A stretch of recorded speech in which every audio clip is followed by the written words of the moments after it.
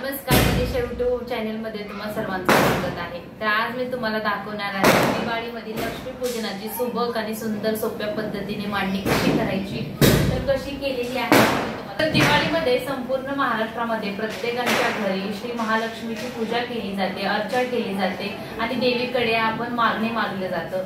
तर देवीची पूजा करण्यामागचं कारण काय आहे तर देवीची ना आपल्याला धनधान्य समृद्धी प्राप्ती होण्यासाठी आपल्याला श्री महालक्ष्मी देवीची पूजा करायची। चला तर मग महालक्ष्मीच्या पूजेसाठी आपल्याला काय काय सामग्री लागली जाते आणि त्यासोबत सोपी आणि सुंदर सुबक मांडणी कशी करायची हे मी तुम्हाला दाखवणार आहे। चला तर मग व्हिडिओला सुरुवात करूया। तर चला तर मग पाऊल खुणा म्हणजे लक्ष्मीच्या पावलाची खूण दर्शवली जाते। तर त्यासाठी ना आपल्याला देवीची पूजा करताना आपल्याला ह्या पाऊल खुणा काढायच्या असतात। तर इथे बघू शकता, इथे मी रांगोळीच्या सुद्धा पाऊल खुणा काढलेल्या आहेत आणि त्यासोबत हे जे आहे ना हे रेडीमेड रांगोळीच्या ह्या पाऊल खुणा आहेत। तर त्यासोबत इथे ना मी रेडीमेड रांगोळ्याचा वापर केलेला आहे। तर सुंदर असा डिझाईन मध्ये इथे मी कमळ देखील रेडीमेड रांगोळ्याचा बनवलेला होता। तर त्यासोबत हे जास्वंदाचं रेडीमेड रांगोळी पासून बनवलेलं हे फूल आहे आणि त्यासोबत हे गुलाब देखील आहे आणि दिसायला सुद्धा खूप सुंदर दिसतं। तर इथे बघू शकता याच्यामध्ये ना श्री तुळजाभवानीचं इथं रेडीमेड रांगोळी तयार केलेली आहे। तर दिसायला सुद्धा खूप सुंदर अशी दिसत आहे।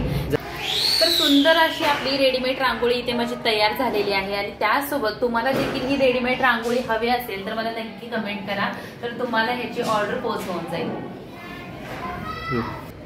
तर इथे पुढे बघू शकता, इथे ना मी 5 धान्य भरून ठेवलेले आहेत। तर महालक्ष्मीच्या पूजेमध्ये आपल्याला धनधान्याची बरकत राहो, आरोग्य प्राप्ती चांगली हो, त्यासाठी इथे आपल्याला देवीच्या समोर इथे धान्य भरून ठेवायचे आहेत। तर इथे बघू शकता मी हरभरा, धने ठेवलेले आहेत। धन्याला ना धान्याची प्राप्ती हो म्हणून इथे आपल्याला देवीच्या पूजेमध्ये धने भरले जातात। तर त्यानंतर इथे ज्वारी आहे, तांदूळ आहे, मूग डाळ आहे। याच्या व्यतिरिक्त तुम्ही कोणतेही इथे धान्य वापरू शकता। त्यानंतर जे काही आहे इथे आपल्याला देवीच्या पूजेमध्ये इथे मी फळांचा वापर केलेला आहे। ह्याला सोडून तर देवीच्या पूजेमध्ये आपल्याला 5 किंवा 7 फळे ठेवायचे आहेत। तर इथे केळी ठेवलेली आहे, बोर, सफरचंद, संत्री आणि त्यासोबत डाळिंब देखील ठेवलेला आहे। याला सोडून तुम्ही कोणतेही देवीच्या पूजेमध्ये 5 फळे ठेवू शकता। तर पुढे मी इथे दाखवलेले आहे, इथे देवीच्या पूजेमध्ये इथे मी साखरेची वाटी भरून ठेवलेली आहे।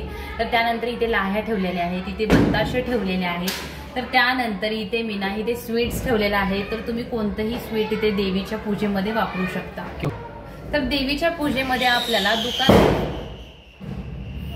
तर तुम्ही बघताय ना इथे जो खाली आसन आहे ना, तर हा माझ्याकडे जो नवीन पीस होता ना त्याचा मी इथे वापर केलेला आहे। आणि कोणत्याही देवी देवतांची पूजा करताना आपल्याला कोऱ्या कपड्यांचाच वापर करायचा आहे, जो की आपल्या वापरण्यात येत नाही असा आपल्याला नवीन कपडा देवीच्या पूजेमध्ये वापरायचा आहे। तर याला सोडून तुम्ही कोणत्याही कपड्याचा इथे वापर करू शकता। तर चला तर मग मी दाखवते तुम्हाला मी देवीच्या पूजेमध्ये कोणते इथे वापर केलेला आहे।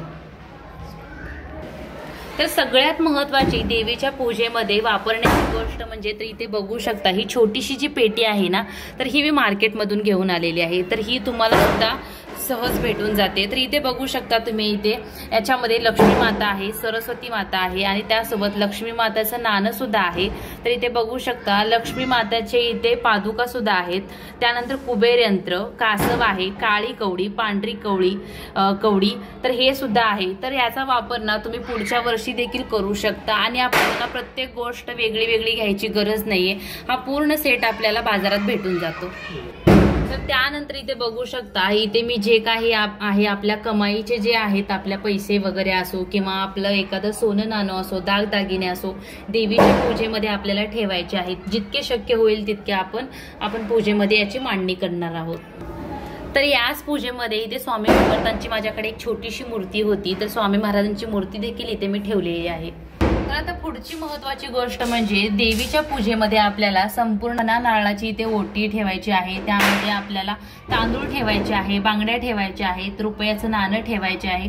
तर संपूर्ण ओटीचं सामान आपल्याला देवीला इथे अर्पण करायचं आहे। तर बाजारामध्ये तुम्हाला हे संपूर्ण जे आहे याचं पॅकेट तुम्हाला भेटून जातं। तर वेगळं घ्यायची काहीच गरज नाही।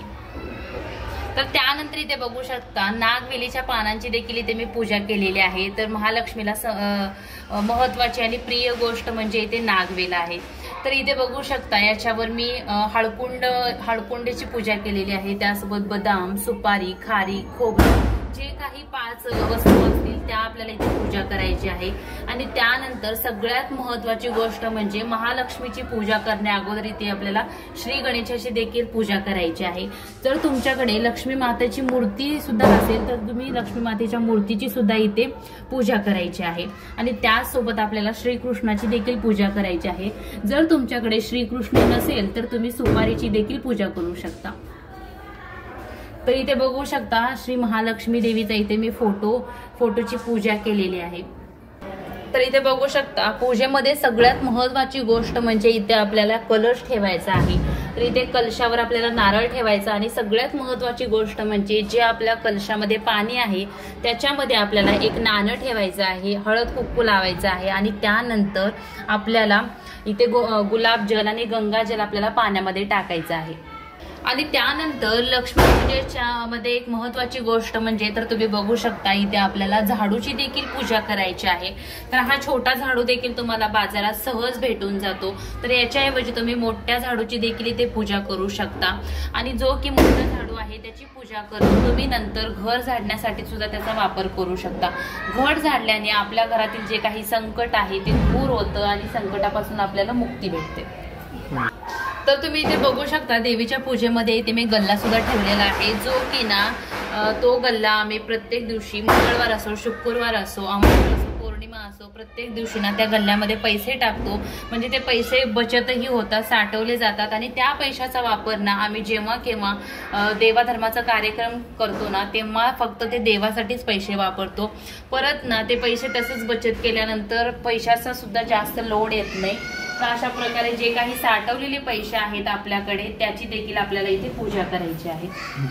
तर आता तुम्ही इथे बघताय जे काही पैशाची मी इथे पूजा केलेली आहे ते संपूर्ण पैसे ना त्या मी गल्ल्यामध्येच टाकणार आहे आणि ते फक्त देवासाठी त्याचा वापर करणार आहे।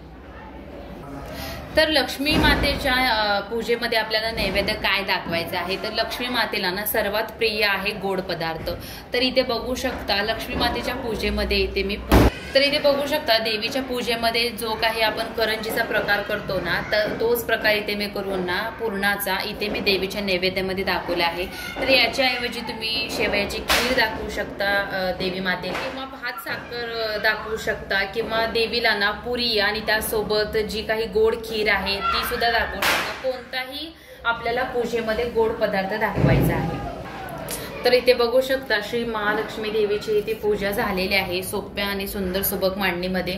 आणि त्यासोबत देवीची संपूर्ण पूजा झाल्यानंतर आपल्याला देवीपाशी आरती करून घरामध्ये पंचारती करून त्यानंतर घरामध्ये संपूर्ण फिरवून आपल्याला इथे मंत्र म्हणायचे आहे किंवा 1-2 आरत्या म्हणायच्या आहेत देवीपाशी।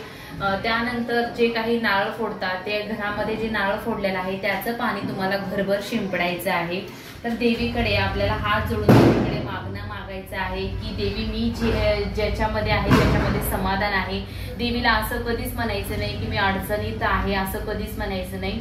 देवीला फक्त आपल्याला असं म्हणायचं आहे की जे काय आहे त्याच्यामध्येच मी समाधान आहे असं आपल्याला देवीकडे बोलायचं आहे।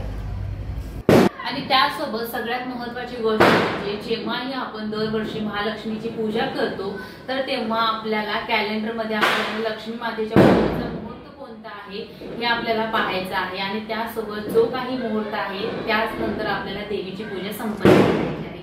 तर अशी सुंदर आणि सुबक मांडणी तुम्हाला कशी वाटली मला हे नक्की कमेंट करून सांगा। आणि व्हिडिओ आवडल्यास व्हिडिओला लाईक करा।